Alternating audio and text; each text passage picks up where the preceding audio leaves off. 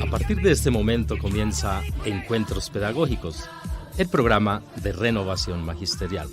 Encuentros Pedagógicos, Radio Revista, Magisterio, Sindicalismo, Actualidad Nacional, Pedagogía.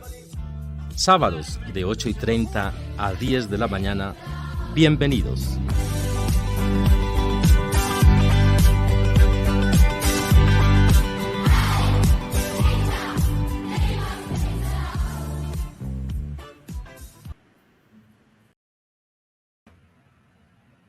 Muy buenos días, siendo las 8:30 de la mañana, abrimos Encuentros Pedagógicos, la radio revista de renovación magisterial de hoy sábado 1 de junio del 2024. Muy buenos días al magisterio y a cada uno de ustedes que nos sintonizan a través de los diferentes medios. Hoy los acompaña en la conducción quien les habla, Rocío Porras, con Paula Carvajal en lengua de señas. Recuerden que pueden sintonizarnos los sábados en Facebook Live en Renovación Magisterial. Visítenos en nuestra página www.renovacionmagisterial.org, donde siempre encontrarán los audios y documentos citados en nuestras entrevistas y las noticias de actualidad del sector docente y de los trabajadores. Síguenos en Twitter, @encuentros pedagógicos, @renovacionmac. Un saludo muy especial también de felicitación a nuestra compañera Sandra Patricia García Pongutas, actual directora del CEITSIMAC, ayer fiscal electa en la subdirectiva de Yopal. Felicitaciones. Listo, entonces vamos por los caminos de Sócrates. Aristóteles, el filósofo de la música, William Fernando Puentes, asesor, Escuela Sindical de la ADE. Los caminos de Sócrates, con William Fernando Puentes. Yasú, hoy en Por los caminos de Sócrates traemos a Aristóteles, el músico de la filosofía. Aristóteles también fue llamado Aristógenes de Tarento, vivió entre el 350 al 300 a.C. Siendo precisos, nació en Taras, ya que en aquella época así era como se llamaba la ciudad de Tarento, una ciudad del sur de Italia. Fue educado en primer lugar por los preceptos pitagóricos y más tarde fue discípulo de Aristóteles. El filósofo y músico griego Aristóteles de Tarento fue el principal tratadista griego de cuestiones musicales. Escribió más de 400 obras, de las que solo se conservan parcialmente los elementos armónicos, el más antiguo tratado musical conocido, y algunos fragmentos de los elementos rítmicos. El filósofo de la música. La única teoría musical desarrollada era la de la escuela de los pitagóricos, quienes consideraban que la afinación se basaba únicamente en proporciones simultáneas numéricas en la serie armónica. Aristóteles consideró que lo fundamental era la percepción auditiva. Afirmaba que los intervalos de la escala no debían ser calculados por medio de proporciones matemáticas, sino por el oído. De sus tratados musicales se conservan 2 libros. El primero, Elementos armónicos, es el tratado más antiguo de música del que se tiene conocimiento, donde se define el estudio de los intervalos, de los tetracordos y de los sistemas, separando los elementos de la melodía de los tetracordios y algunos fragmentos de elementos de la rítmica. En el segundo libro, de Elementos armónicos, afirma que la naturaleza de la melodía es mejor asimilarla por la percepción de los sentidos y es retenida por la memoria. No hay otra manera de llegar al conocimiento de la música, frente a otra corriente que afirma que es el estudio de los instrumentos lo que alcanza este conocimiento.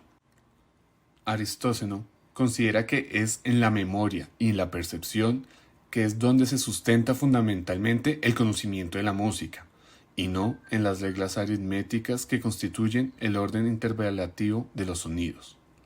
Aristóteles de Tarento reconoce la función capital de la memoria en la inteligencia de la música. Como se deduce en un párrafo de los elementos armónicos, estas dos cosas coexisten verdaderamente en la música, la sensación y la memoria. Hace falta, en efecto, sentir lo que pasa y acordarse de lo que ha pasado. Según Fernández y otros biógrafos, y junto a otros menores pasajes, se evidencia la reconstrucción relativamente completa de la teoría rítmica griega. Según el método aristotélico, se basa en la observación empírica de los hechos, y por otra parte, sabe siempre situar su indagación científica en el marco de una más amplia especulación filosófica. Al igual que en los elementos armónicos, la expresión y la lengua de Aristóceno son sencillas, claras y tienen como los escritos aristotélicos la exactitud y la desnudez propias de las lenguas científicas. En definitiva, la teoría musical de Aristóceno está en la distinción entre dos tipos de movimiento del sonido, tomada la expresión de la voz humana, es decir, el movimiento continuo sonido del habla y el discontinuo sonido del canto. Esta separación de ámbitos para la palabra hablada y la cantada es uno de los aspectos originales de la doctrina aristocénica, implicando una mayor independencia del arte musical en un ámbito en el que la música está estrechamente ligada al texto poético. Ahora vamos con unas curiosidades. Este filósofo fue conocido popularmente como el músico. Se cuenta que curó a un loco con una flauta después de que quedara ofuscado por culpa de una trompeta. Aspiró a suceder después de la muerte de Aristóteles, pero el nombramiento de Teofrasto para dirigir la escuela peripatética constituyó la gran desilusión de su vida. Eliano, uno de sus muchos biógrafos, lo escribe ceñudo, enemigo de la risa, y elogia su severa concepción de la vida. Aristóceno fue amante de la música clásica de la época, más sencilla que la de su propia época, admirando a aquellos músicos que desprecian la novedad, la polifonía y la diversidad. Mantenía, como es de suponer, la teoría del ethos de la música y su influencia en el ser humano a nivel moral, educativo y terapéutico. Pasó a la historia como el codificador definitivo del ritmo y de la armonía y como estudioso de los límites que separan música acústica, por un lado, y arte y ciencia, por el otro. Bueno, para finalizar les queremos dejar esta frase. Referente a la música, ninguna de las cosas sensibles tiene un orden tan grande y tan perfecto. Hasta la próxima, amigos.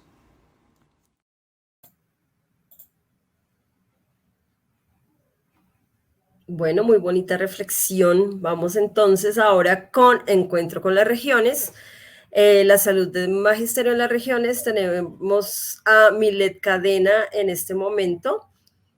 Milet, ¿cómo estás? Muy buenos días.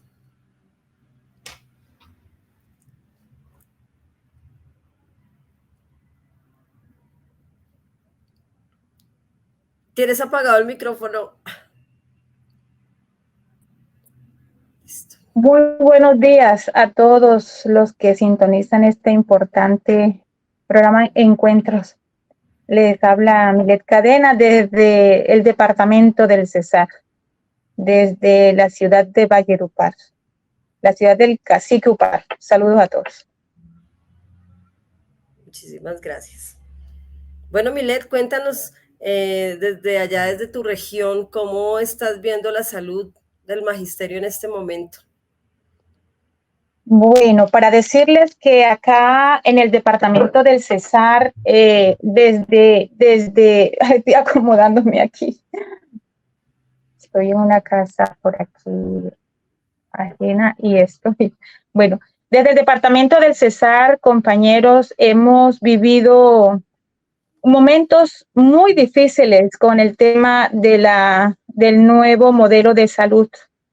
En el departamento del Cesar, visto desde el 1 de mayo que entró en vigencia, las dificultades afloraron. En la entrada del primer nivel, pues la situación acá con esta empresa SAMI que está dada para atender a los maestros, flujo de maestros, encontramos muchas complicaciones, la atención, espacios muy reducidos. Bueno, hemos entrado en conversación, en reuniones con ellos y hasta ahorita pues tenemos un acuerdo pues que desde el día primero debe arrancar desde hoy, el 1 de junio, pues entrarían a operar otras 3 oficinas, espacios para poder atender a los maestros. Acá eso se nos ha creado desorden e incluso nos ha tocado hablar muy de fondo con los maestros para que nos den espera en cuanto al espacio que se les va a brindar y el servicio que se les va a brindar por la primera puerta de entrada, que es la sede primaria, atención en salud. Bueno, o sea, me imagino que muchas quejas, imagino que muchos inconvenientes, exacto. ¿Qué más Sí, nos puedes nosotros hemos tenido muchos problemas, por ejemplo, con los medicamentos de alto costo, los medicamentos en los diferentes municipios del departamento del Cesar. Hemos tenido, por ejemplo, aquí en Valledupar, dispensadores, pero hay municipios que no se han reflejado aún. Bueno, el día 28 de mayo recibimos pues ya la información del FOMAC, donde se nos anuncia que este servicio será pues restablecido en los 24 municipios, 25 municipios del departamento del Cesar. Noticia que nos tiene bastante motivados. Ya en algunos municipios se inició la entrega de medicamentos, pero esto causó mucho traumatismo y aún sí se sigue causando traumatismo porque no se ha entregado en su totalidad el medicamento por el represamiento que se ha dado desde el mes de marzo hasta estos tiempos. Además de eso, tuvimos muchos problemas también con las incapacidades por valoración para determinar la pérdida laboral, las incapacidades por licencia, por maternidad, licencia de maternidad, incapacidades de enfermedad común. Bueno, hasta ayer nos resolvieron esta situación y hoy pues tenemos ahí al frente una funcionaria que nos está ayudando a resolver el tema de incapacidades. Esto hasta ayer lo logramos, pero también los servicios de primer nivel en los diferentes municipios ha marcado mucho. Tenemos y estamos aquí al frente apostando a este tema de cambio de salud. No, estamos convencidos de que este nuevo modelo sirve, funciona, que tenemos que dar de pronto un espacio para que vaya paulatinamente organizado en todo el departamento.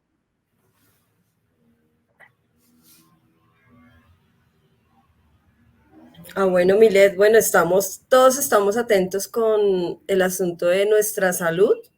Esperamos que en estos días la solución a todos nuestros docentes que están con tanta necesidad de medicamento, necesidad de citas de especialista, etcétera, podamos lograr consolidar por fin nuestro sistema que sabemos que funciona. Sí, bueno, se nos cortó ahí un poco la comunicación, pero es decir que creemos en este nuevo modelo, que estamos luchando para que este modelo en el departamento del Cesar y en Colombia siga adelante. Creemos que va a ser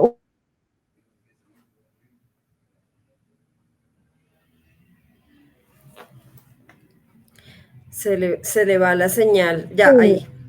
Tendremos una atención de calidad con este nuevo modelo, estamos confiados en eso. Hay que luchar para poder seguir logrando paso a paso todos estos objetivos que queremos para nuestros maestros y nuestras familias. Bueno, Milet, no sé si quieras agregar algo más, sin embargo, pues muchísimas gracias por darnos estos minuticos, este espacio que es tan importante conocer también, no solo la salud a nivel Bogotá, sino también a nivel de otros departamentos que sabemos que estamos con las mismas necesidades. Bueno, sí, para despedirme y darles gracias por esta invitación muy importante. Desde el departamento del Cesar estaremos apostando para que este modelo siga adelante y también pues a nivel de nuestra federación, ayer pudimos hacer un trabajo muy importante donde la entidad sueca Subverilare capacita a los maestros del departamento del Cesar y escuela sindical y escuela de género. En estos 3 días anteriores se dio ese evento en el Hotel Araguá y donde asistieron muchos maestros de nuestro departamento con el fin de fortalecer sindicalmente en la lucha de la defensa de educación pública, la lucha de nuestros derechos por la paz, por la democracia. Y bueno, contento con eso. Seguiremos aquí atentos de nuestra región,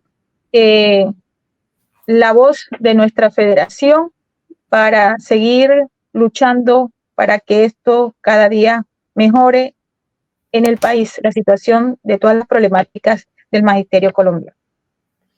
Muchísimas gracias, Milet. Les recuerdo, Milet, dirigente sindical directiva de ADUCESAR, perdón, y muchísimas gracias por atender nuestra invitación. Muchísimas gracias a ustedes, un fuerte abrazo desde acá. Okay. Bueno, y vamos con Encuentro con la Salud en Bogotá. Vamos con Marta Liliana Puentes, que es veedora de salud aquí en nuestra ciudad. Martica, muy buenos días. Buenos días, Rochi. Buenos días a Paula, a todo el equipo de Renovación Magisterial. Y bueno, Rochi, gracias por la invitación. Bueno, Martica, cuéntanos cómo estamos de salud aquí en Bogotá. Bueno, Rochi,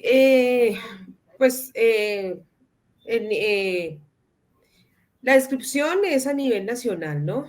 Así estemos en la zona céntrica del país, estemos de pronto con más cercanía a aquellos representantes como la Federación Colombiana de Educadores, cercana en cuanto a distancia, ¿no?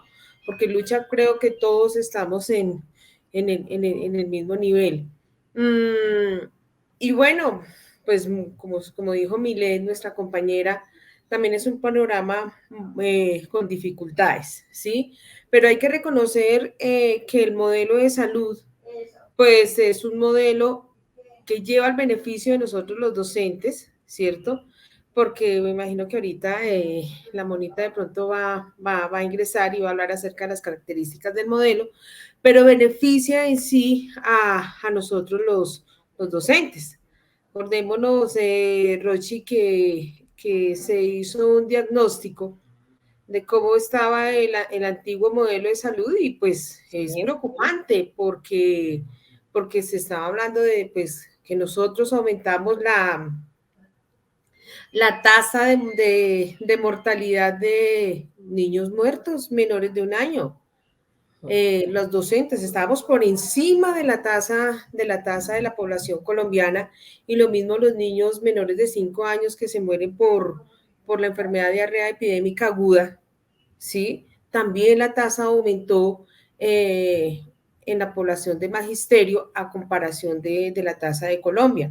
Y bueno, y las muertes, las enfermedades que fueron demasiado frecuentes de alto costo, que entre esas está el cáncer, está el VIH, está el reumatismo, está el SIDA, la hemofilia.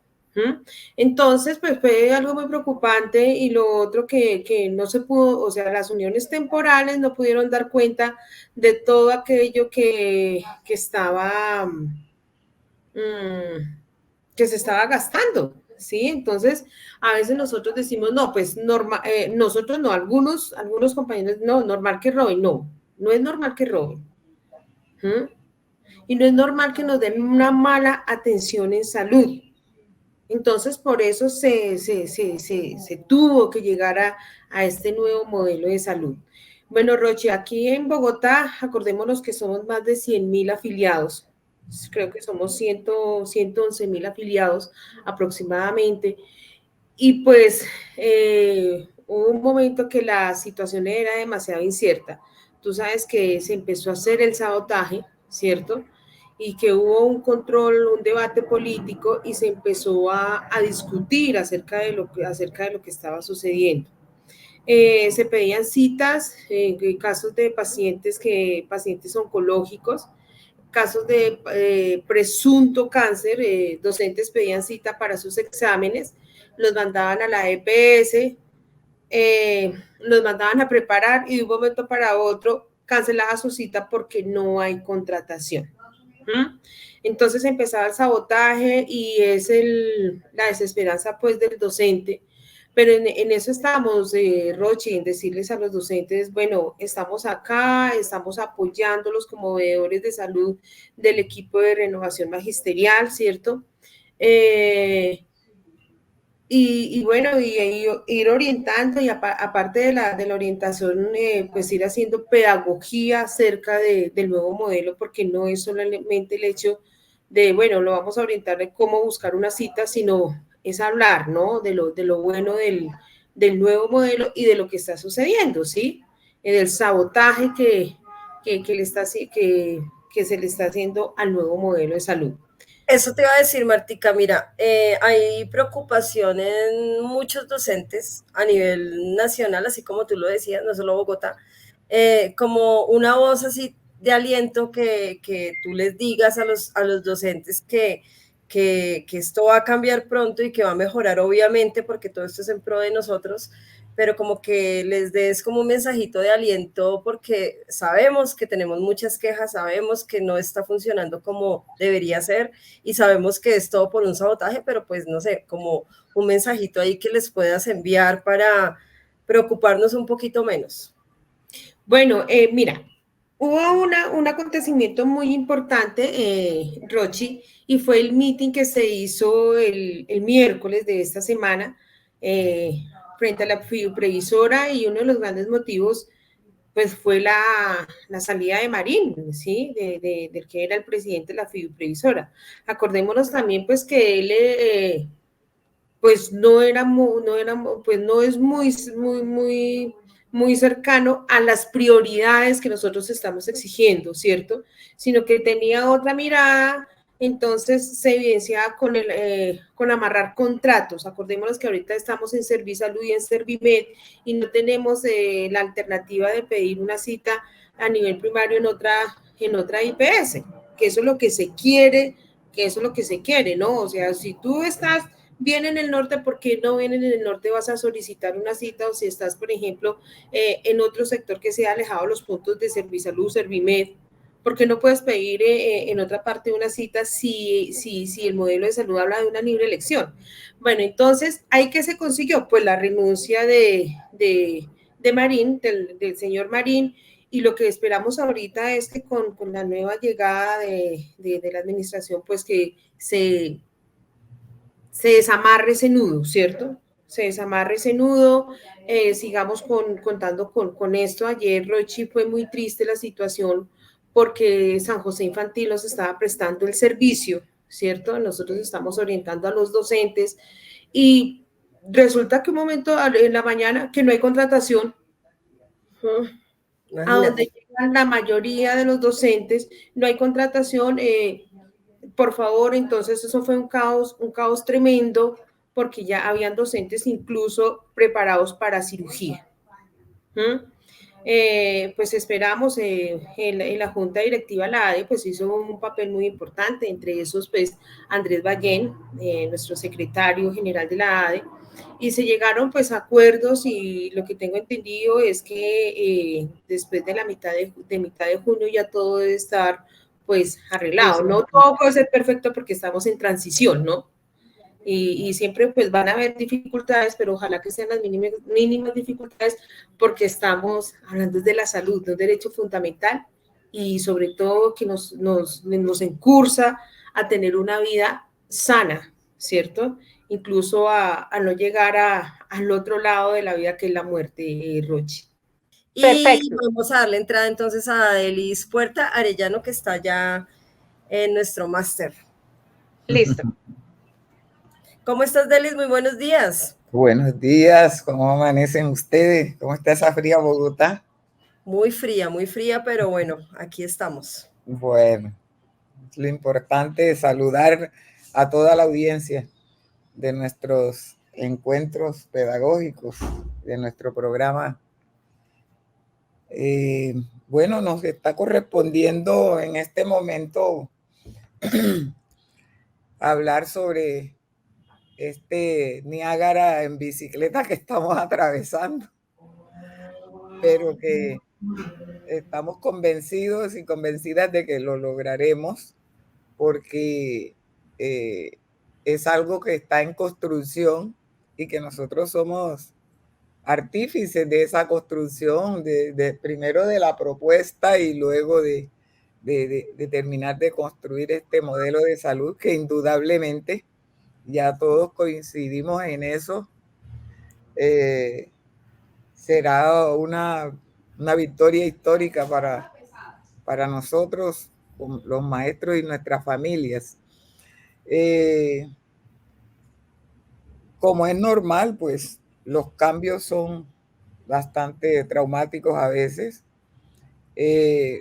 Reconocemos también que tuvimos cierta, digamos que estuvimos vinculados desde la construcción de la propuesta hasta este momento. Cualquier responsabilidad también nos cabe, porque de pronto si los tiempos no fueron los más exactos para implementar el modelo, bueno, ahora nos toca redoblar los esfuerzos y aminorar el tiempo para que las cosas vayan dándose. Les hablo de Cartagena. Acá tenemos 3 entidades territoriales: Cartagena Distrito, tenemos el departamento de Bolívar y el municipio certificado de Magangué. Decir que las 2 primeras semanas fueron completamente traumáticas en los 3, totalmente. Nadie sabía para dónde coger. Todo estaba cerrado. Yo le había dicho a Miguel que efectivamente en Bolívar el saboteo inició antes del 1 de mayo. Nosotros en diciembre ya teníamos problemas con el prestador. Ya estaban negando medicamentos, ya no estaban haciendo nada de lo que estaba programado. De manera pues que no se nos hizo tan raro lo que iba a suceder después del 30 de abril. Entonces, pues víctima de eso, pasamos 2 semanas bastante, digamos que muy trágicas, corriendo de un lado para otro a ver dónde era que se iba a dar la cosa. A la tercera semana ya nos llegó el gerente regional. Contamos con la suerte que es un muchacho cartagenero, amigo, muy diligente, estudiante inclusive de algunos de nosotros acá. Y junto con él nos pusimos a las botas, digamos así, para que las cosas empezaran a fluir. Y entonces, ¿qué tenemos que decir? Hombre, en este momento, por ejemplo, Magangué, digamos que es una isla en Colombia. Magangué tiene todo a excepción de los pendientes de medicamentos. En Magangué está el primer nivel trabajando tranquilo, todo como un relojito. Tenemos oftalmología y maniología. Tenemos en Magangué el segundo y tercer nivel de complejidad. Todos los servicios, digamos así. ¿Dónde está el bache? En el medicamento. Ese bache creo que se genera en todo el país. Está generándose en todo el país y es precisamente por haber concentrado en 2 o 3, creo que es un solo prestador que hasta ahorita tienen, que es el Ramédica. Y esos señores no han dado basto. Entonces, pues ahí está el gran problema. Tenemos que mirar cómo ampliamos esa base para que se solucione el problema de los medicamentos. En el departamento de Bolívar, de los 46 municipios que tenemos, ya hoy la red pública está, digamos, en todos los municipios, a excepción de por allá Arenal Sur, donde la gerente de la S allá, pues no, está allí enredadita no entiende la circular 002 y entonces se dice que está negociando tarifas, que esto, que lo otro. Pero ya hoy podemos decir un parte de Victoria en el departamento de Bolívar, también fluyendo la atención. Y nos hace falta el problema de los medicamentos, por lo que ya dije. Y en Cartagena, sí, ya fluyó el medicamento de alto costo un tanto. Nos hace falta que sea en un 100%. Por ahí tenemos algunos vallecitos todavía y hemos estado presionando al prestador, a quien se quedó con el alto costo.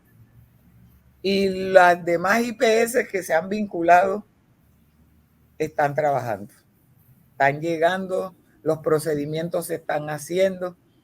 Tenemos una dificultad con la oftalmología, que la venía haciendo el prestador Foca, y de un momento a otro se lo quitaron para vincular precisamente a uno de los amigos de Marín. Gracias, Marín, por haberte ido. Estaba pues, hacía parte del saboteo. Y entonces estamos luchando para que ese prestador continúe, muy bueno. Además que venía con nosotros y ha hecho en este momento una inversión enorme para mejorar los servicios. Entonces no es posible que lo quiten para colocar uno solo, pues que dejen los demás, que dejen al amigo de Marín. Nosotros no nos oponemos, pero que se queden todos los que se puedan quedar, para nosotros tener también la oportunidad de la libre elección, de poder decir con quién nos quedamos. Entonces, compañeros y compañeras, yo creo que acá en Bolívar las cosas están fluyendo, y eso se debe a la unidad que tenemos acá en una mayoría de 9 en nuestra junta directiva. Pues los compañeros de la otra fuerza se dedicaron solo a mostrar lo malo, lo que había, a hacer videos, y esto y lo otro. Nosotros también lo hicimos en favor del modelo. Estamos muy satisfechos con eso, y seguimos empujando. Creemos que todo va a fluir, va a mejorar indudablemente, porque ahora los prestadores también están haciendo su competencia, a ver quién atiende mejor, y eso es muy bueno, muy bueno. Ahora uno llama, ¿no?, que no hay cama en la clínica tal, y entonces llamamos a la otra clínica, no, mándenlo que acá sí la hay. Entonces eso está muy bien, nos parece bien que estamos dando pasos firmes. Y bueno, lo mismo que le pedimos a FECODE, unidad. Compañeros del Comité Ejecutivo, estuvimos en la Junta Nacional y vamos a seguir las orientaciones de la Junta.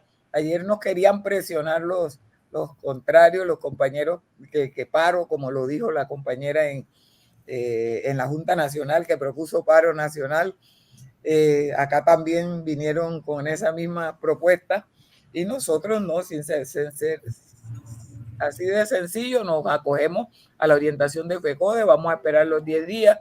Ya se fue Marín, y bueno, de aquí en adelante esperamos que las cosas continúen mejorando y lleguen al 100% si es posible.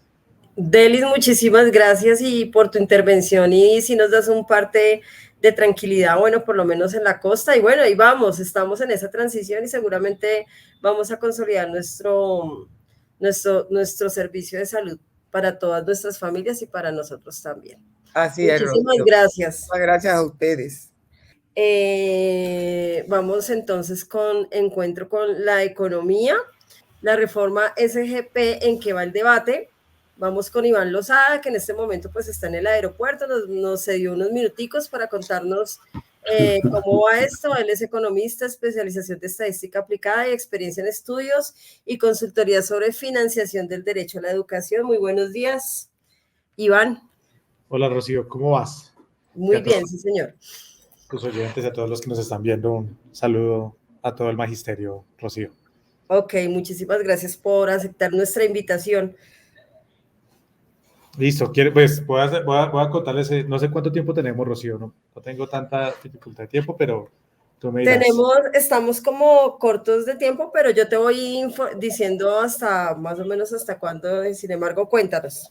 Listo, dale, Rocío, no, pues que les cuento. Entonces, el miércoles de esta semana que termina, ¿cierto? El miércoles 29 de mayo se realizó una sesión, la última sesión de la Mesa Sectorial de Educación en el marco de la Comisión de Alto Nivel para la Reforma Constitucional al SGP, ¿sí?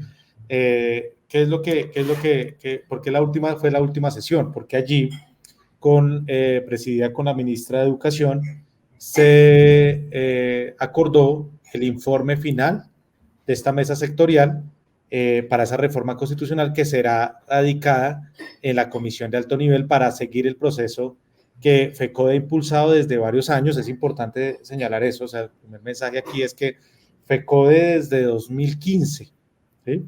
Pero en los acuerdos de 2017, de 2019, de 2021 y en los últimos acuerdos, ha manifestado la necesidad de ajustar la financiación de la educación por medio de un acto legislativo, o sea, una reforma a la Constitución, para aumentar los recursos de la principal fuente de financiación del sistema educativo. ¿Cuál es la principal fuente de financiación del sistema educativo? El Sistema General de Participación, ¿cierto? Esa lucha del magisterio se ha manifestado y se ha concretado en 2 artículos, en 2 planes de desarrollo.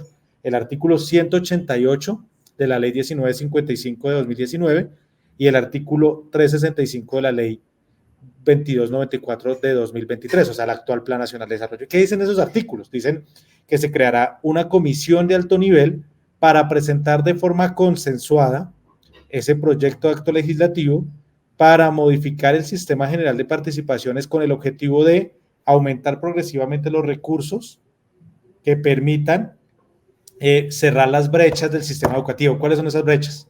Las brechas de acceso, las brechas de infraestructura, las brechas de relaciones técnicas, las brechas urbano-rurales, las brechas en jornada única, las brechas en canasta, ¿sí?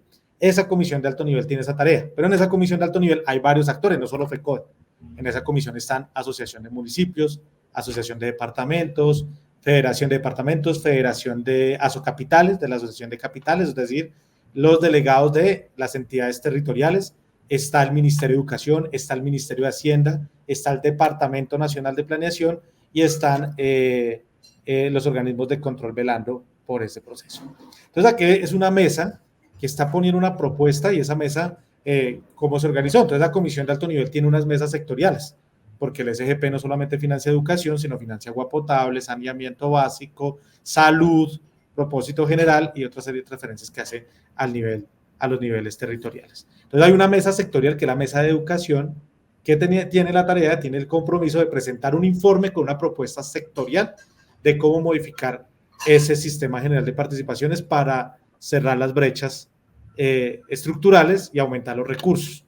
En el 2019 unos avances importantes, logramos ir avanzando como una propuesta de lo que podría llegar a ser la canasta, sin embargo, pues con ese gobierno no fue posible impulsar una propuesta como mesa sectorial, sin embargo, tuvimos avances allí. En esta mesa, desde diciembre de 2022 arrancamos con el nuevo Plan Nacional de Desarrollo, fortalecido después con el nuevo Plan Nacional de Desarrollo que se aprueba en mayo de 2023. Hicimos desde diciembre hasta hoy 36 sesiones de esa mesa sectorial. ¿Para qué? Para consensuar entonces a nivel sectorial cuál es la propuesta de modificación para la financiación de la educación, ¿sí? ¿Qué hicimos en esa mesa? En esa mesa lo que hicimos fue acordar 3 momentos de trabajo. Un momento era definir una canasta educativa que cerrara esas brechas estructurales. O sea, ¿cuál es la canasta? ¿Cuál es esa canasta que permite ir cerrando esas brechas? ¿La canasta qué es? La canasta es los trabajadores, las infraestructuras, los medios y demás que garanticen y demás elementos que garanticen, o sea, aquí los trabajadores, los docentes como un elemento fundamental, pero también la garantía del derecho fundamental a la educación, que se garantice ese derecho fundamental a la educación. O sea, ¿cuál es esa combinación, esas necesidades que se tienen en el sistema educativo? Eso es la canasta educativa, ¿sí? Entonces, primer momento, consensuemos cuáles serían los componentes de esa canasta. ¿Cuáles componentes se consensuaron? 1, un componente de talento humano con dignificación de la labor docente. 2, un componente de estudiante, o sea, el estudiante en el centro de la financiación también de la educación y el derecho fundamental a la educación. Un tercer componente, ambientes de aprendizaje. y un cuarto componente, administración del sistema educativo. Esos 4 componentes entonces se establecieron en el marco del derecho fundamental a la educación, de las brechas estructurales del sistema educativo y claro está, el Gobierno Nacional planteó también las apuestas que tiene en este momento en el Plan Nacional de Desarrollo. Primer momento, canasta educativa, con un enfoque diferencial, ¿cómo así? Canastas que tengan en cuenta la ruralidad dispersa, canasta que tengan en cuenta las necesidades educativas especiales y los requerimientos que allí se puedan tener, canasta que tenga en cuenta los elementos de jornada única, ¿sí? Canasta que tenga en cuenta un mejoramiento de las relaciones técnicas, es decir, aquí hay una apuesta de país por tener menores tamaños de clase, ¿sí? Aumentar el personal administrativo, aumentar a otro tipo de profesionales que puedan apoyar el desarrollo del sistema educativo. Entonces, eso se consensó en el primer momento. Segundo momento, ¿cuánto cuesta esa canasta? ¿Sí? ¿Cuánto cuesta esa canasta? O sea, ¿cuánto cuesta que tengamos universalización de la educación? O sea, 100% de matriculación en todos los niveles. ¿Cuánto cuesta que mejoren las relaciones técnicas? ¿Cuánto cuesta mejorar la infraestructura? Es decir, mejorar la antigua y construir la nueva, ¿sí? Porque a pesar de que la matrícula cae, en Colombia existe una gran brecha de acceso, no se ha resuelto el problema de acceso a la educación, y en particular en las zonas rurales y rurales dispersas. Hay que fortalecer eso. Entonces, eso implica construir también infraestructura nueva y relacionada con la jornada única. O sea, ampliar jornada única no es solamente ampliar entonces la jornada escolar, sino implica es todo un desarrollo de infraestructura, dotaciones, relaciones técnicas. Entonces, ¿cuánto cuesta eso? ¿Cuánto cuesta avanzar en un programa de alimentación escolar que vaya a tener un enfoque de derecho a la alimentación? ¿Sí? Si bien eso requiere ajustes normativos, pero ¿cuánto cuesta avanzar en ese enfoque? ¿Cuánto cuesta los aspectos relacionados con atención a población, a niños, niñas y jóvenes que tengan necesidades educativas especiales? Todos los componentes están en esa canasta, ¿sí? Y ahí se hizo un costeo de esa canasta, unas discusiones alrededor de ellas. Segundo momento. Y el tercer momento es cómo se van a comportar las fuentes de financiación y cuánto necesitamos que el sistema general de participaciones aumente, se incremente, para garantizar que se cierren esas brechas y el derecho fundamental a la educación. Ese fue el tercer momento. ¿Qué logramos en esos 3 momentos? Unos acuerdos importantes. Primero, entonces, logramos acordar los componentes de la canasta. Segundo, logramos acordar que la canasta educativa debe pasar de hoy un estudiante, si sumamos todas las diferentes fuentes de financiación, un estudiante en Colombia cuesta hoy su canasta con algunos de esos componentes, no todos, porque no todos están cubiertos. Por ejemplo, el transporte escolar solo cubre una pequeña parte de la población que requiere transporte escolar.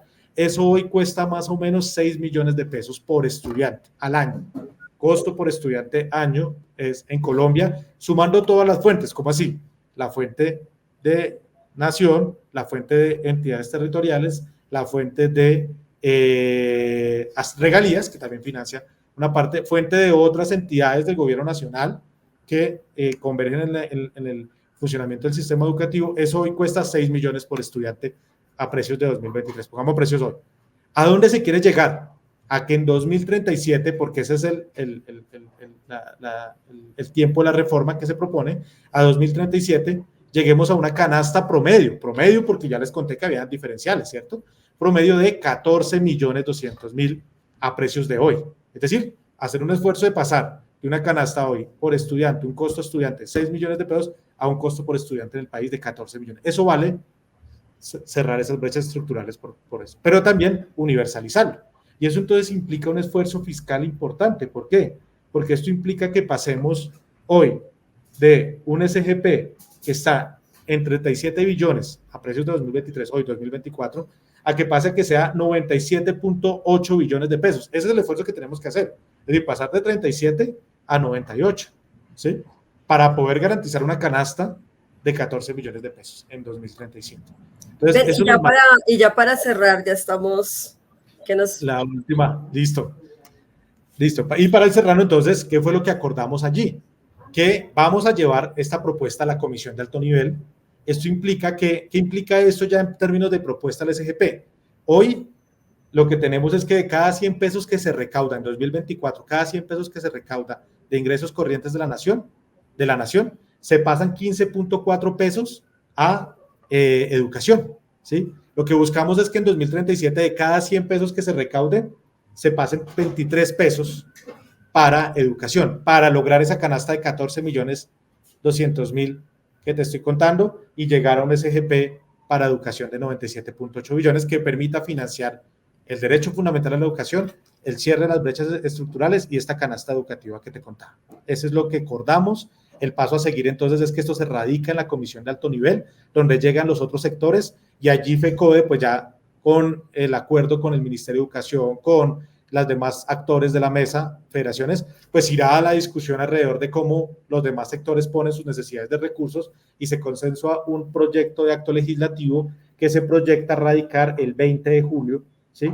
Y que apuesta a estos temas que te contaba, Rocío, que se han venido trabajando. Bueno, Iván, muchísimas gracias por esa información tan completa y de verdad quedamos ahí como a la expectativa y bueno, seguimos en otro momento invitarte para ver en qué quedamos con esto. Muchísimas gracias. Componentes. Así es, Rocío. Bueno. No, muchas gracias por la invitación.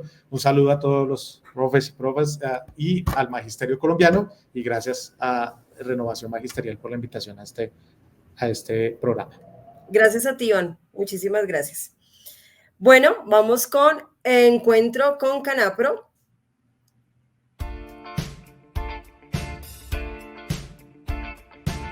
Encuentro con Canapro, solidaridad que hace vida. Bueno, y estamos con Alonso Camacho, jefe de crédito de Canapro. Muy buenos días, Alonso, ¿cómo estás?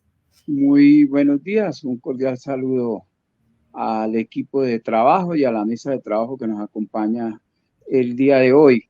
La primera información que tenemos es relacionada con las solicitudes de crédito para el mes de junio de este año 2024. Los asociados de la pagaduría de la previsora podrán solicitar su crédito por nómina hasta el día 18.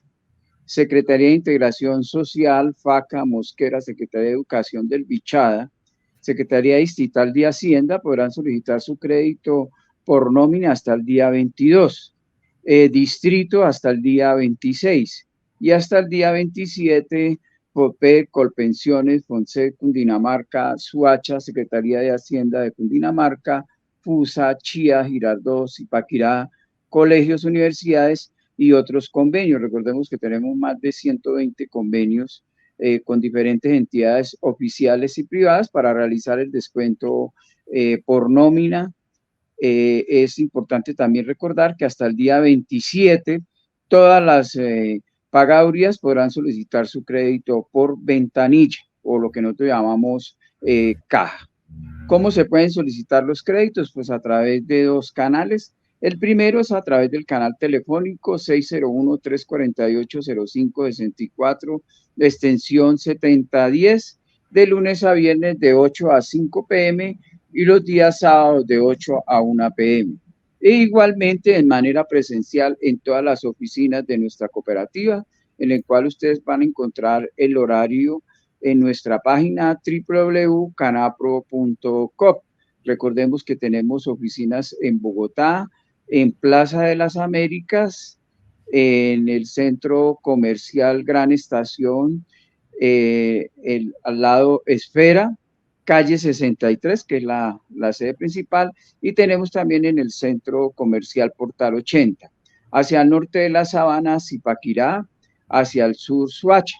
Tenemos en Cundinamarca también en Fusagasugá, y en el llano tenemos en Villavicencio y en Acacías. Ahí podemos hacer pues todas las solicitudes en forma presencial, aunque pues el crédito en el 99% de nuestros créditos es en forma virtual, pero pues se hace a través de esta manera presencial para que quede, digamos, no vaya a tener ningún inconveniente nuestro asociado.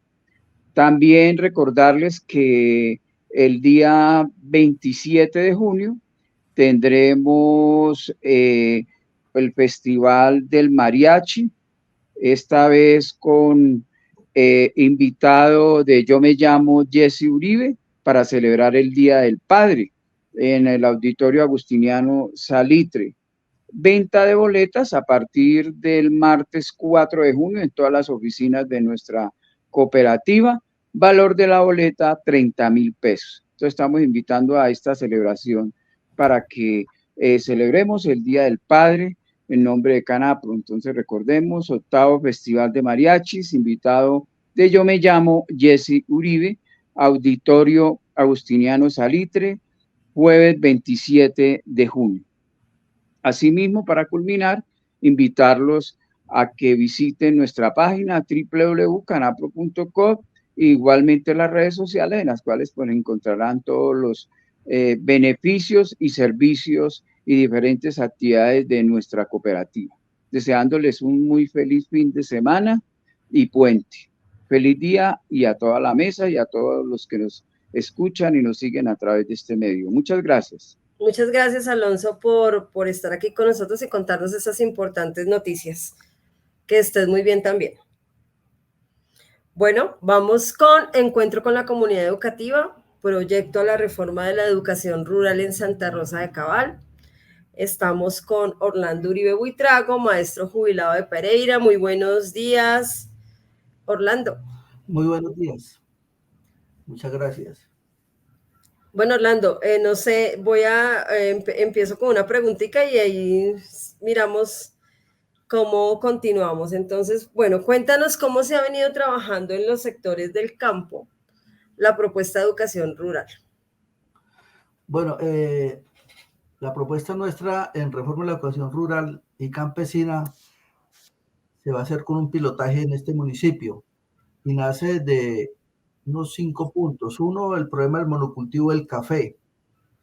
El café que tenemos nosotros ahora, Variedad Colombia, depredó todo el territorio. Eso significa que no hay frutales, no hay cultivos, no hay casas, no hay puestos de salud, no hay escuelas. Y hizo que se desplazara la población campesina en su mayor parte. Fuera de eso, nuestros campesinos consideran que los hijos e hijas deben ir a la ciudad o al sector urbano a estudiar para que no sean como ellos. Ese fue el primer aspecto. El segundo fue el levantamiento social del 2021 que demostró esta crisis alimentaria en el municipio, pues no ingresaban alimentos. Hubo necesidad de llamar a los campesinos de las altas montañas que nos bajaran productos. Terminado el levantamiento, se abrieron los hipermercados, las plataformas grandes, y se olvidaron de los campesinos. Ellos hicieron el reclamo. Eso nos llevó a hacer el foro de soberanía y seguridad alimentaria. Y en los foros empezamos a dialogar de la problemática de la alimentación, de la problemática del campo, de la problemática del agua. Y nos vimos en la tarea de empezar a plantear una reforma a la educación rural que le presentamos al presidente Gustavo Petro. Nos recogió el Ministerio de Educación Nacional y concluimos que no era la reforma al bachillerato agrícola, sino era totalmente a la educación rural. Y ahí empezó el trabajo con las mujeres campesinas, con las organizaciones de los campesinos y campesinas, con maestros, con jubilados, con el sector productivo, con todo el mundo a mirar cuál tipo de educación necesitaba para dignificar al campesino, a la campesina, y para ser atractivo para niños y jóvenes educarse en el campo. Y para no solo la educación para generar alimentos, sino una educación que permitiera cerrar las brechas entre el campo y el urbano, lo que llamamos nosotros ruralizar la ciudad. Y ese proceso nos llevó a hablar y a recoger la historia de la problemática del campesino en la región, la historia de las instituciones educativas. Tenemos varias instituciones educativas rurales a nivel de bachillerato, tenemos más de 42 escuelas rurales y empezamos a proponer. Lo primero que hicimos era que era fundamental cambiar el proyecto educativo institucional por un proyecto educativo rural y comunitario. Significaba sacar la escuela al territorio y hacer que el territorio llegara a la escuela. El otro aspecto es la discusión que todavía no hemos cerrado, si es una educación rural, si es una educación campesina, si es una educación rural y campesina, porque hay muchas variables ya en el campo, hay muchas muchos movimientos sociales que se vinculan al campo y entonces obliga a pensar. Además que hay muchos intereses de los niños, niñas, de los jóvenes, de los campesinos y campesinas como padres y madres, como comunidades, de sentir que hacen parte de un territorio que son igual, que tienen derechos sociales, que tienen derechos políticos, que tienen derechos de vida y que no pueden ser mirados como los dispensadores de los alimentos para nosotros únicamente. Esa es la primera discusión. Y la segunda, el tipo de currículo que queremos implementar. Entonces, hablando con ellos, hablando con el ministerio, con la Secretaría de Educación del departamento que venimos trabajando, hemos llegado al acuerdo que no volvemos a trabajar en el campo con materias aisladas, estilo buzón. Español, que no tiene nada que ver en el contexto de ellos, es una materia que se dicta, que se trabaja, que se califica y el muchacho la pasa o no la pasa, lo mismo que las otras materias.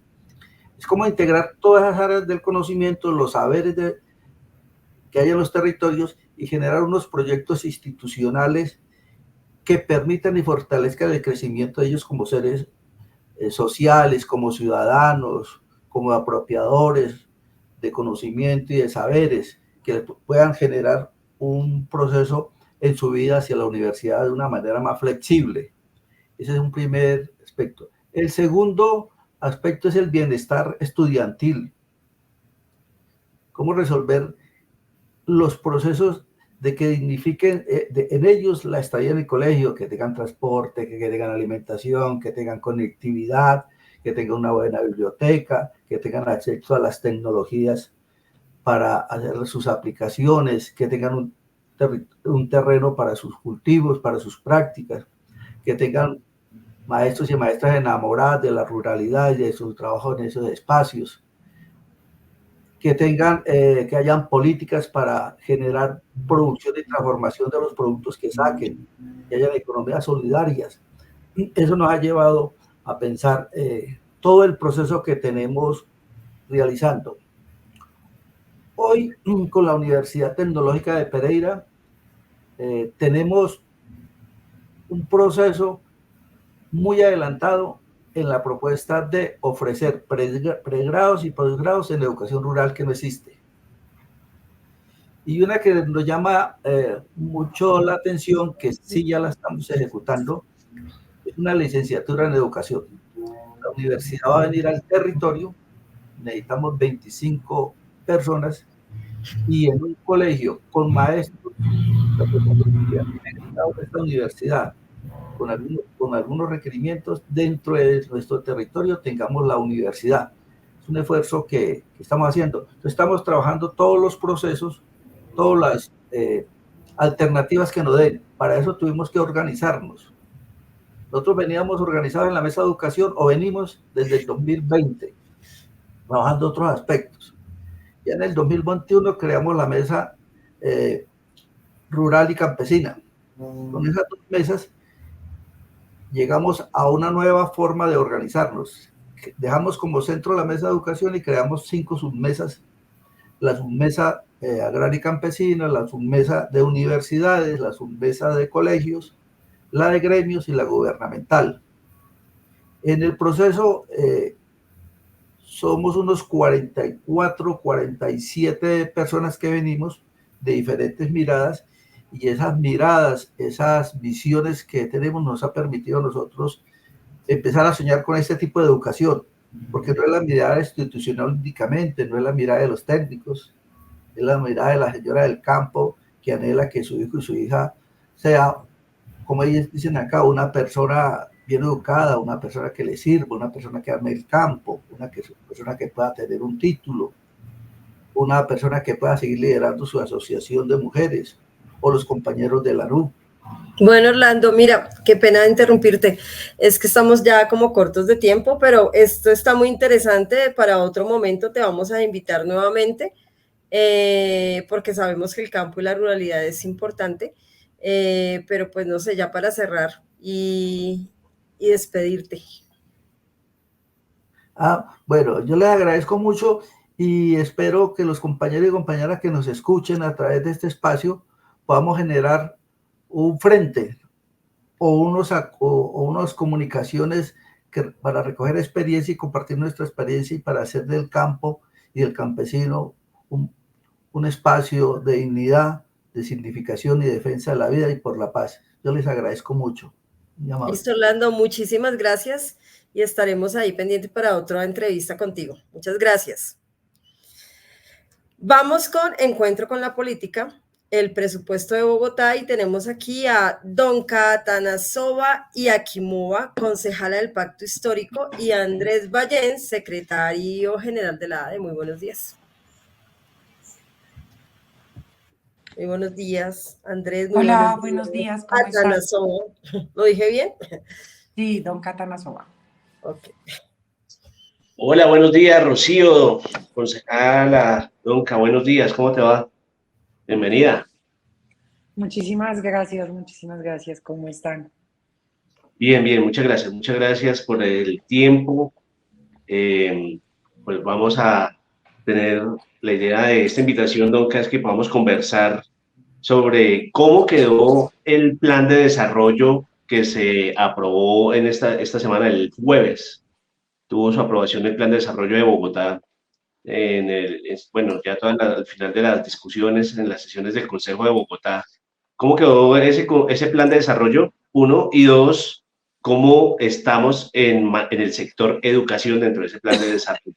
Entonces queremos que nos comentes cuál es tu mirada de ese plan de desarrollo distrital.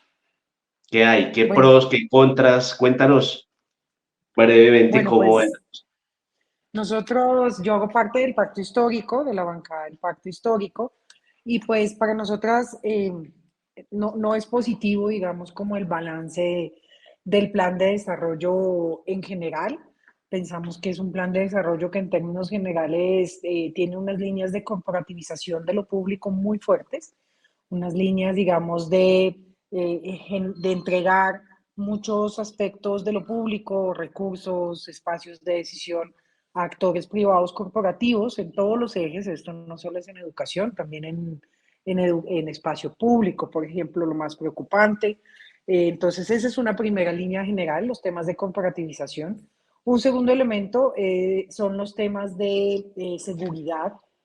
Nos preocupa muchísimo la mirada de la seguridad, pues la cual estamos un poco volviendo a escenarios bastante autoritarios, bastante estigmatizadores, ¿no? Por ejemplo, hay una visión de que, no sé, no hay una muy amplia comprensión en el plan de desarrollo de las economías ilegales, por ejemplo, de las economías criminales, pero en cambio sí hay una gran mención en muchos lugares sobre lo peligrosos que son los vendedores informales en términos de seguridad, o la relación entre habitabilidad en calle e inseguridad, ¿cierto? Entonces, claro, yo creo que todos y todas estamos de acuerdo en que existe en Bogotá una situación de inseguridad que ha ido empeorando y que sin duda hay que tomar cartas en el asunto de manera decisiva, y eso creo que es una causa común de ciudad. Pero el enfoque es de donde se hace, un enfoque absolutamente policivo, absolutamente autoritario, absolutamente estigmatizador, pues es complejo, digamos, nos preocupa bastante.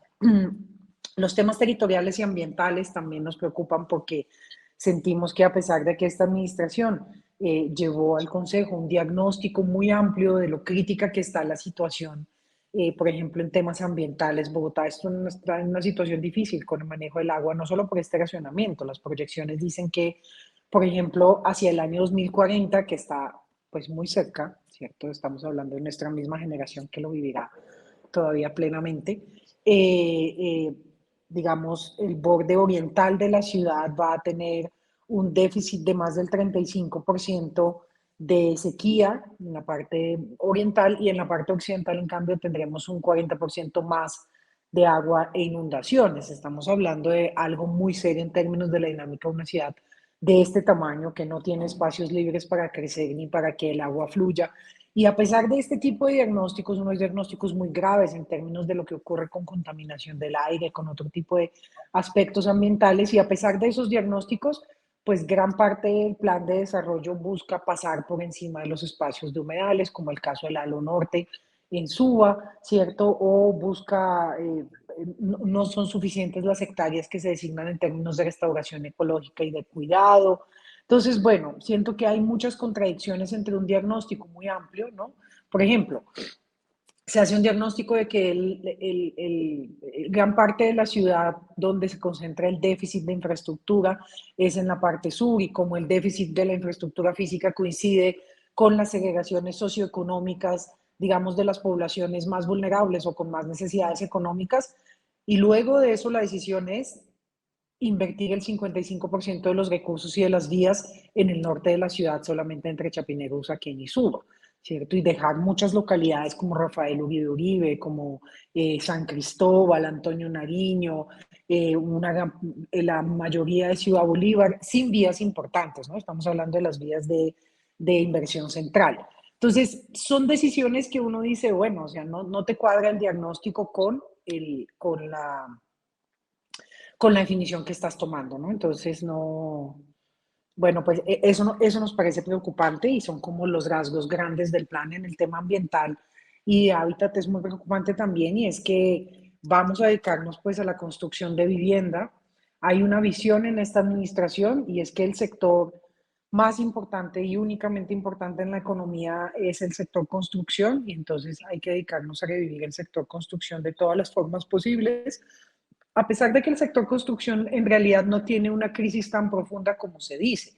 Lo que pasa es que después de pandemia hubo un pico de crecimiento muy alto de la construcción. ¿Por qué? Porque en pandemia no se construyó, ¿no? Entonces, en el año siguiente y el siguiente fue un pico altísimo en el que la construcción se disparó, y después otra vez está bajando a sus niveles normales. Pero esta baja, entre ese incremento atípico y volver a los niveles normales, pues se ha interpretado como una caída muy fuerte y casi que como una crisis económica del sector, cuando en realidad yo siento que no. Pero a pesar de eso, Bogotá le va a entregar un montón de recursos al tema de construcción de vivienda, y pues son recursos que se le van a quitar a otros lugares. Los recursos, y finalmente es un plan desfinanciado. No tiene en este momento las garantías para realizarse, porque no pasaron los impuestos que la administración quería. La administración trajo 3 impuestos, uno bomberil que sí pasó, pero ese bomberil solamente aplica a las personas, digamos, a las empresas grandes. Esas son las únicas que van a pagar esa tasa, que va directamente al mejoramiento del cuerpo de bomberos de la ciudad, no va a nada más.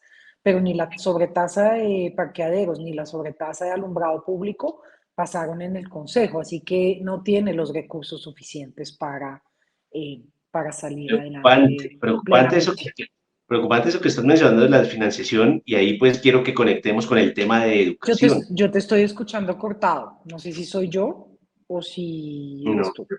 De pronto es acá, ahí me escuchas mejor. Te decía que sí, conectemos eso de la desfinanciación con el asunto de la educación. ¿Cómo quedamos en materia de educación y en presupuesto? Hay muchas cosas en educación. Dale. Sí. Okay.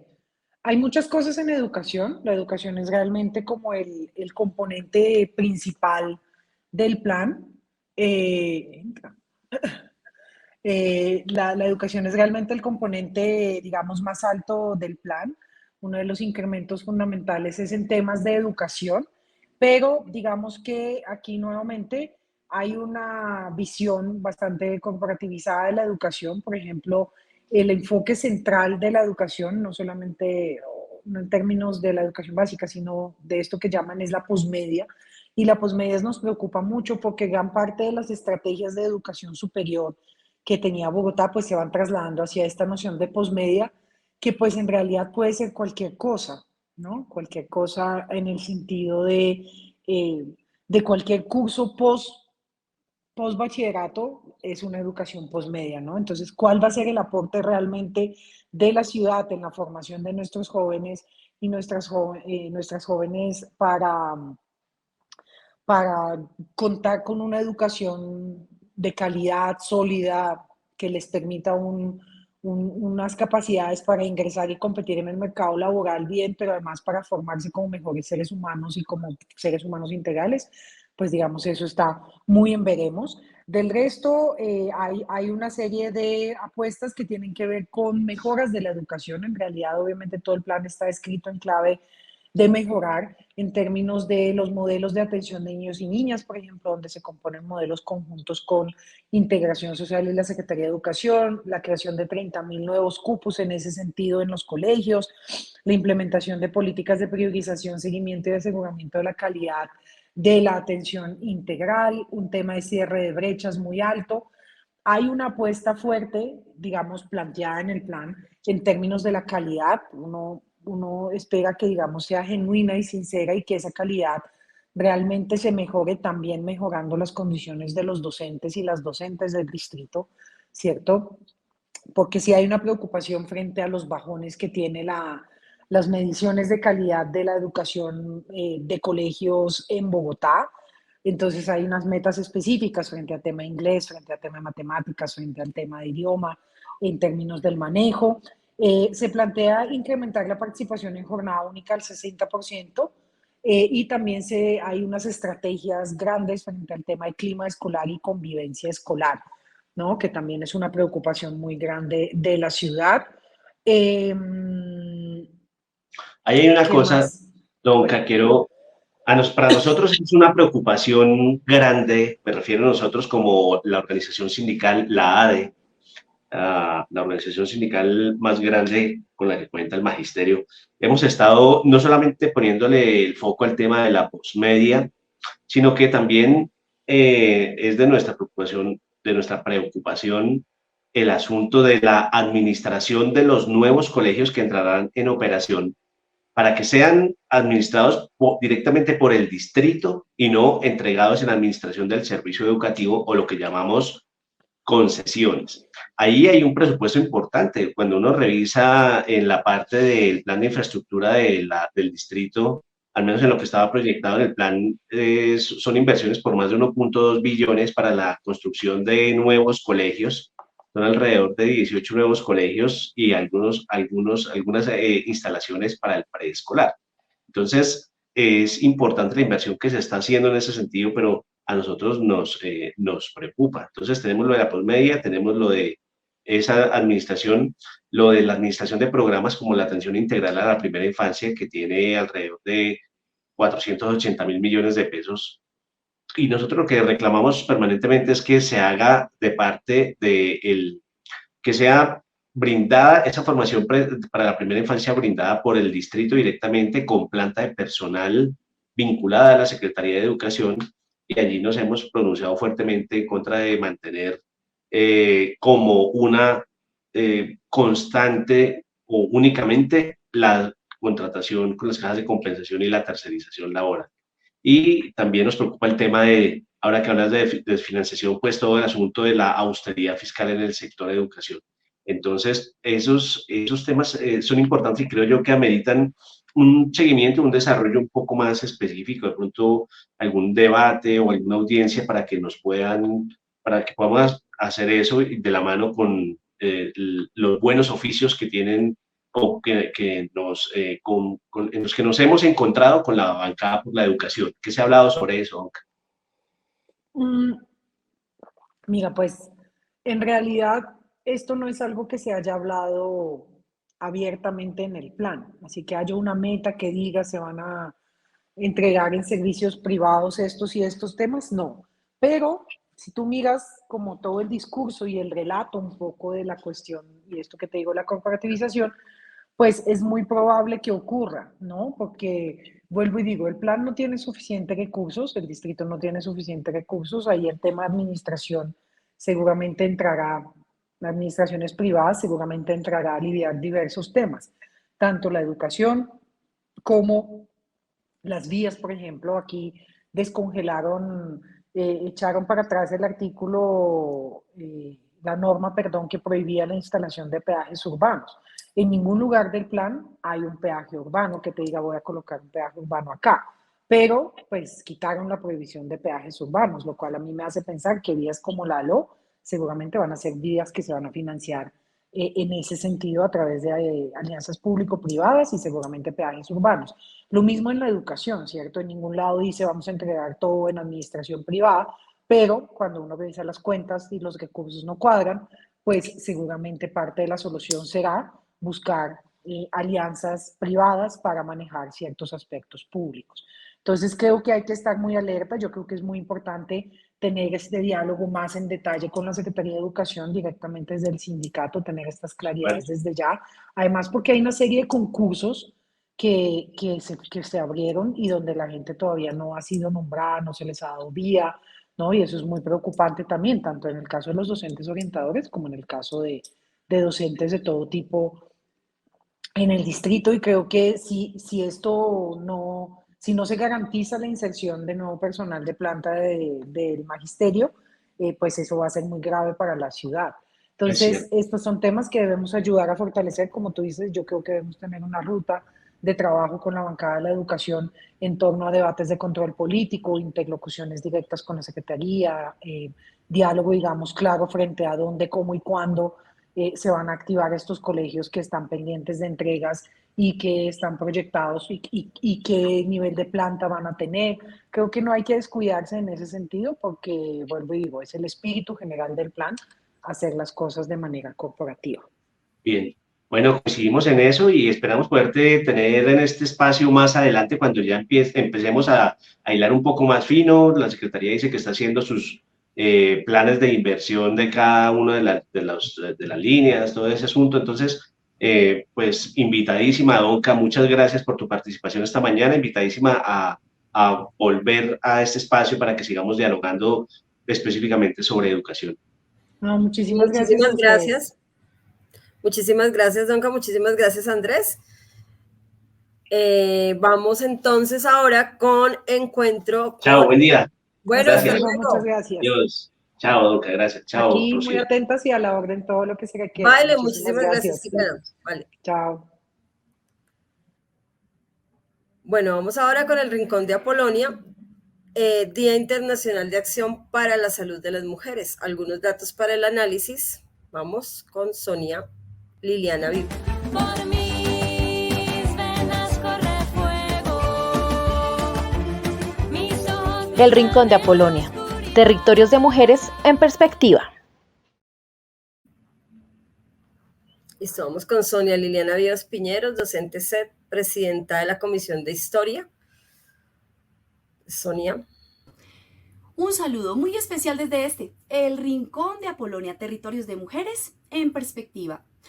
El Día Internacional de la Acción por la Salud de la Mujer, cada 28 de mayo, invita a reflexionar sobre los desafíos para construir sistemas de salud más inclusivos y equitativos, sobre la importancia de invertir en la salud y específicamente en la salud de las mujeres.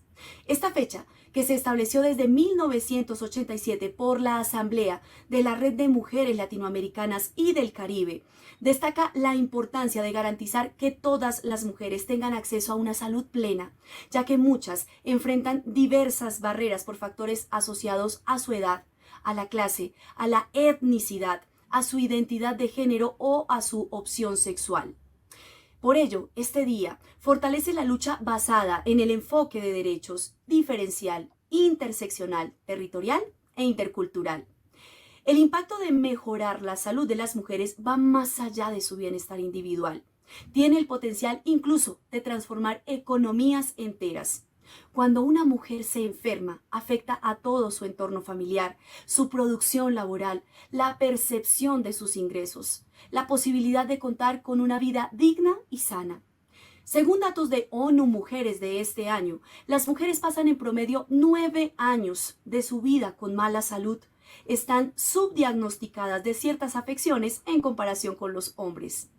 A lo largo de los últimos 2 siglos, la esperanza de vida global ha aumentado significativamente. De 30 años, en los años 1800, pasamos al promedio de 73 años en el 2018. Sin embargo, este aumento no ha sido del todo equitativo. Las mujeres, a pesar de que vivimos muchos años más que los hombres, pasamos una parte considerable de nuestras vidas con mala salud y con discapacidades. La brecha sanitaria de género es inmensa y cerrarla significaría dar muchos años más de vida saludable a las mujeres. Actualmente, la investigación en salud se centra más en enfermedades con alta mortalidad, pasando por alto las enfermedades que conducen a discapacidades. Aunque se han multiplicado nuevas terapias en desarrollo para, por ejemplo, algunos cánceres de las mujeres, que son los más comunes, es necesario avanzar con las investigaciones sobre condiciones ginecológicas debilitantes, como por ejemplo la endometriosis, la menopausia, el síndrome del ovario poliquístico, entre muchas otras. Esta fecha se convierte entonces en una conmemoración para movilizar a gobiernos y a las sociedades enteras para implementar políticas y prácticas que aseguren un acceso integral y una vida saludable para todas las mujeres. La nota de hoy no puede concluir sin lamentar y condenar los feminicidios ocurridos esta semana. En lo que va del 2024, cada semana hay 4 feminicidios que no son hechos aislados, que no se justifican en las decisiones o formas de vida de estas mujeres, que no tienen otra explicación que la desidia de esta sociedad machista y patriarcal. Ojalá la firma de la ley que elimina beneficios de orden penal para los condenados por feminicidio que se dio ayer sirva para que estas historias y muchas otras no queden más en la impunidad. Soy Sonia Liliana Vivas Piñeros y El Rincón de Apolonia. Bueno, ahora encuentro con los trabajadores.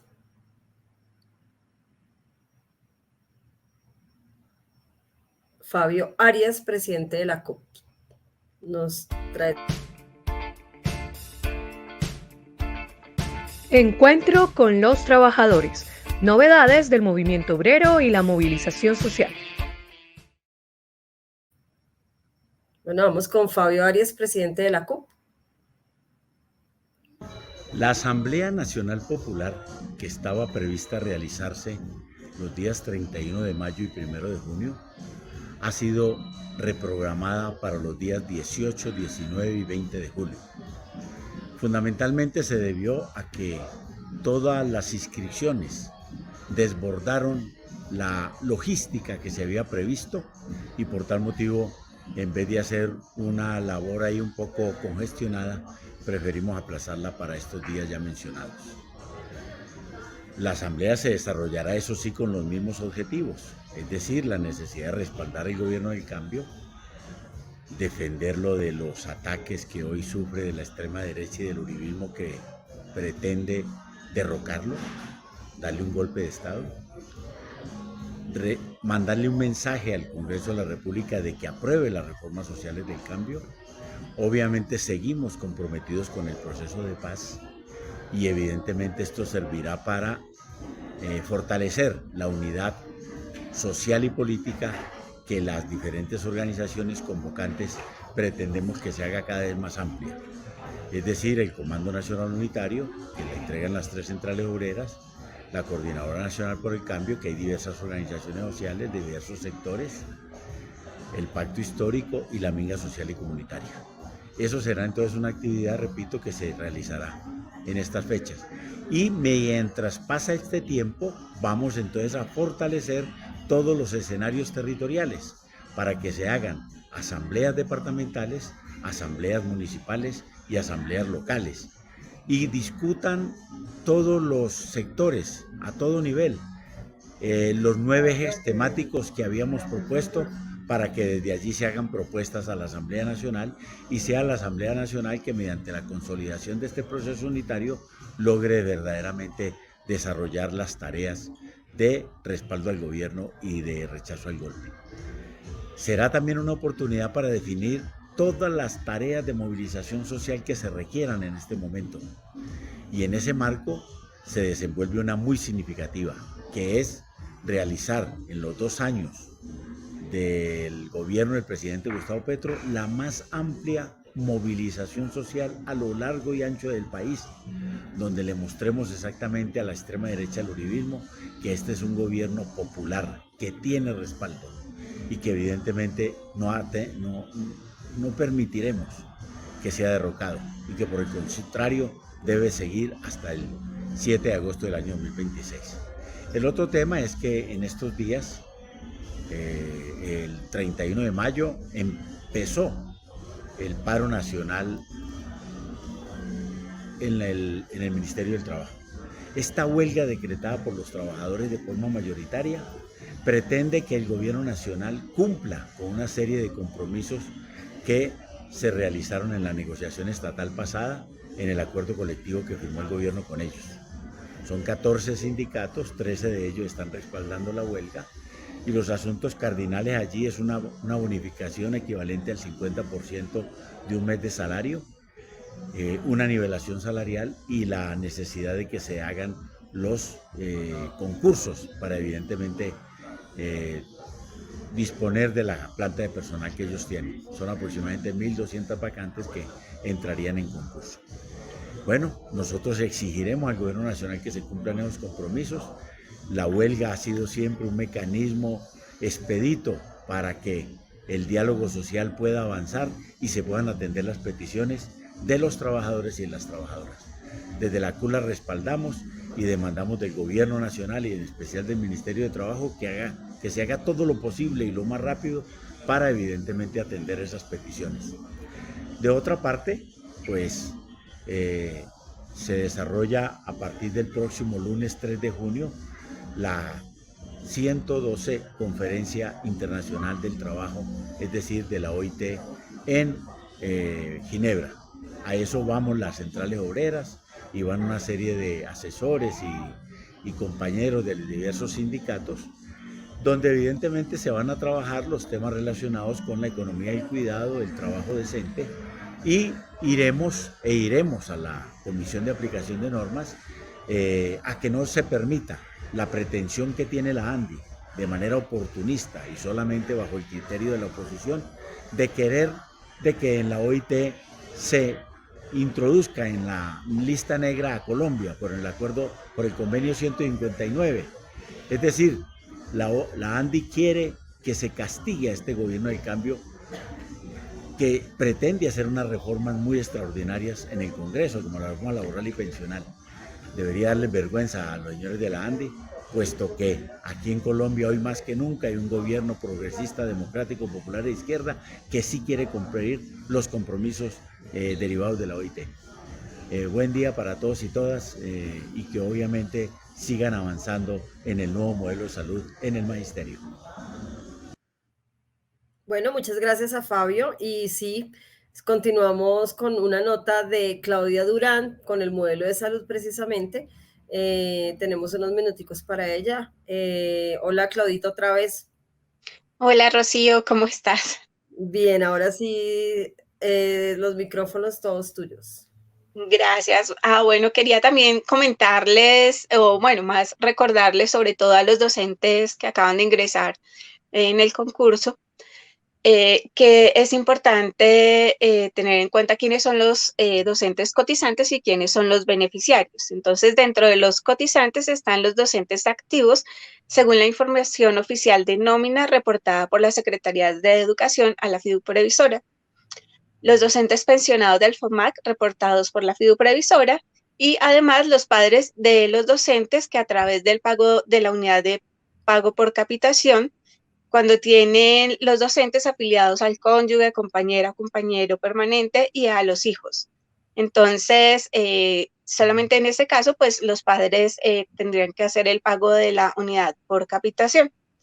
Dentro de los beneficiarios están el cónyuge, compañero o compañero permanente del afiliado sin discriminación de género o sexo, los hijos del afiliado o del cónyuge hasta los 26 años, los hijos del afiliado o del cónyuge con certificación de incapacidad permanente o con dependencia dependencia económica del afiliado sin límite de edad, los padres de los docentes sin beneficiarios cuando dependen económicamente del docente, los hijos de los beneficiarios mientras conserven la condición de beneficiarios y los menores de edad entregados en custodia legal por la autoridad. Entonces es muy importante tener claras esta condición de tanto de cotizantes como de beneficiarios para poder afiliar a las personas que están a cargo de nosotros los docentes.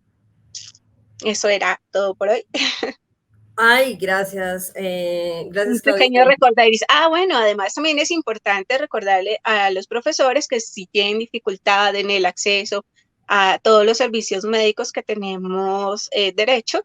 Importante estar avisándonos en el sindicato para poder colaborarles y que se cumplan las condiciones reales de nuestro nuevo modelo de salud, que todavía no está funcionando como debería ser. Gracias, Claudia. Sí, ahí estamos prestos a colaborar en todo lo que necesiten los docentes. Vale, muchísimas gracias, Claudia. Bueno, feliz día para Está todos. muy bien, vale, feliz día. Y ahora vamos con nuestra nota del director.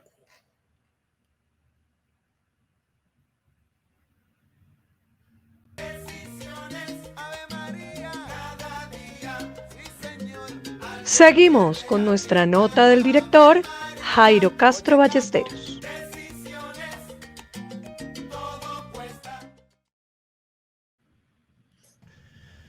Muy buenos días al magisterio y a la comunidad educativa que nos ven y nos siguen por Facebook Live de Renovación Magisterial al programa Encuentros Pedagógicos.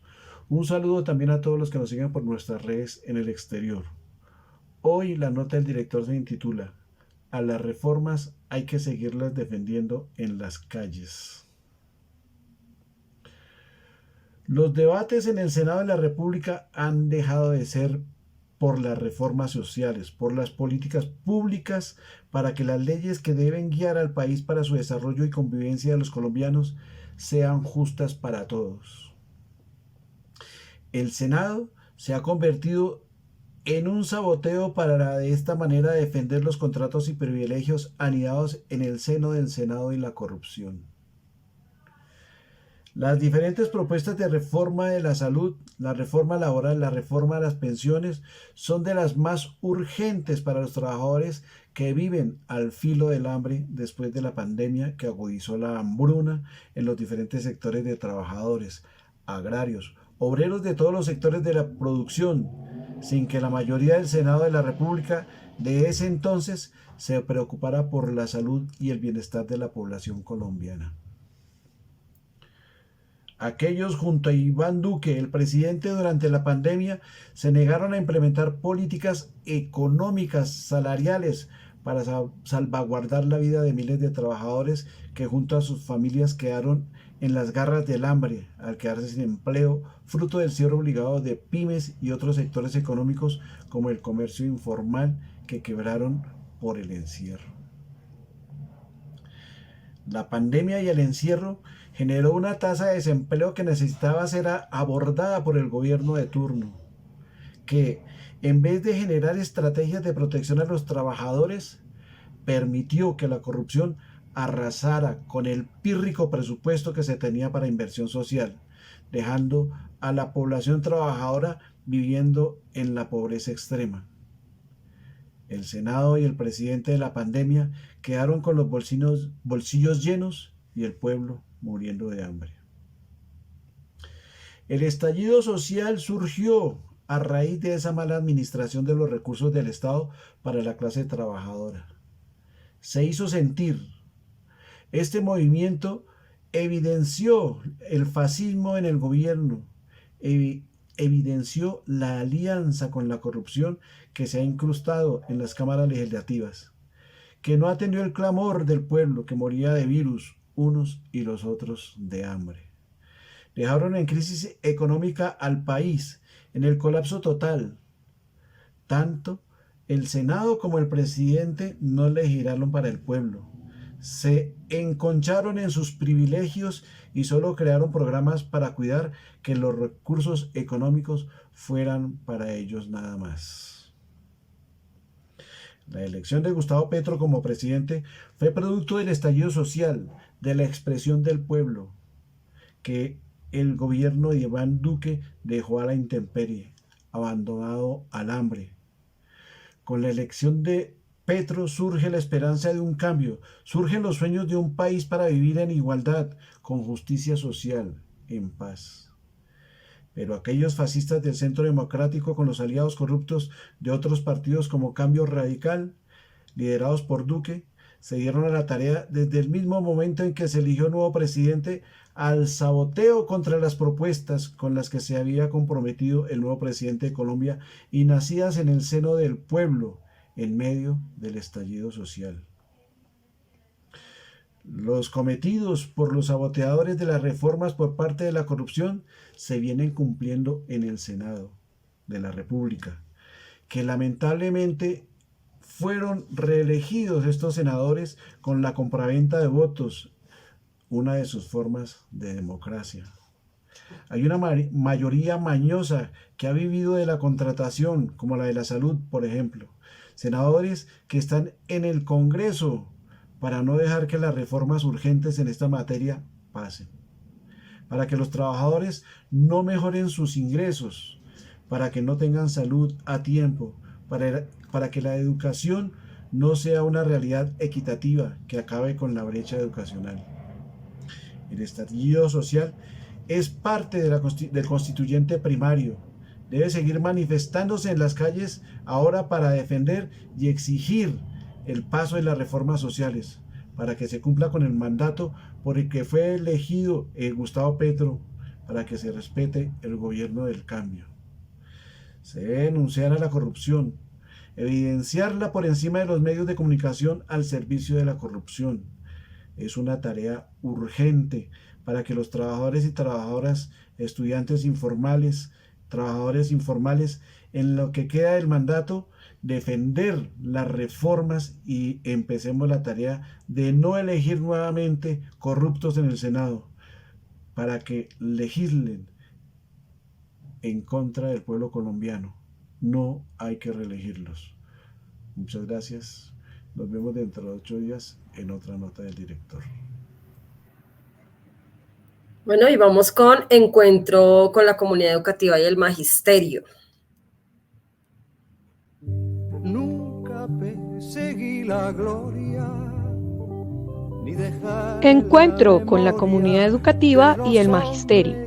Movilización social por las reformas sociales y derechos. los mundos sutiles.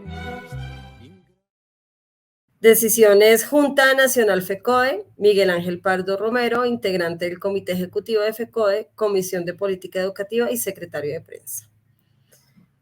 Miguel Ángel Pardo, muy buenos días. Bueno, en primer lugar, un saludo vital, fraternal y pedagógico a todo el magisterio y a la comunidad educativa del país. El pasado miércoles se desarrolló con éxito y en un ambiente de unidad la Junta Nacional de FECODE. Con decisión se ratificó que procederá con toda su estructura sindical a fortalecer, defender y materializar el nuevo modelo de salud que ha sido plasmado por unanimidad en el Acuerdo 03 del 1 de abril de 2024, que constituye un avance y una conquista y por tal razón la defenderemos con todos nuestros recursos. En segundo lugar, rechaza el sabotaje de los antiguos operadores que desde antes del 30 de abril suspendieron de facto la atención médica, dejando más de 31 pendientes en una presión indebida que vulneró el derecho a la salud, a la vida y que generó un caos que en coordinación con la gran prensa desinformó y atribuyó tales hechos a un nuevo modelo que no había iniciado y de paso insistimos e invitamos a la prensa a que deje de desinformar, estigmatizar a la federación y deje de ambientar el retorno de lo que fue 30 años de una atención médica demasiado regular. En tercer lugar, la Junta Nacional tomó la decisión de exigirle a la FIDU previsora que proceda de manera diligente, que acate el Acuerdo 03 del 1 de abril y en ese orden de ideas planteó que hará un balance nuevamente en 10 días y en ese sentido procederá, acorde con los avances o no, a la declaratoria de una acción mucho más contundente. Todas las 34 filiales sobre el territorio con el Comité Ejecutivo estamos contribuyendo a la materialización del modelo. La fiduprevisora debe cumplir y nosotros, en este sentido, haremos respetar los acuerdos que junto con el Gobierno del Cambio seguiremos trabajando por esta y otras reformas sociales.